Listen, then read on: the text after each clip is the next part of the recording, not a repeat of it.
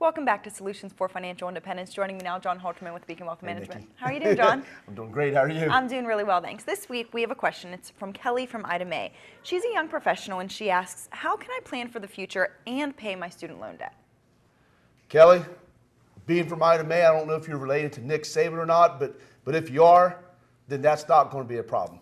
But with all jokes aside, though, I think that's a fair question because all young people, have the same dilemma: is how do you do something for a future and at the same time deal with your debt? Well, it's the same process that I want to say when it comes to everything you do, and that is you're defining your purpose. And the purpose here is I want to put something away, whether it be for retirement, whether it be for a new home, whether it be for debt. You define that purpose, and then you carve out and say, okay, what's my budget to be able to do that? For simplicity, if your budget is $500 a month, then what you have to figure out is, relative to the interest that's going to cost you, how much should you be putting away? So let's say it's about half of that amount.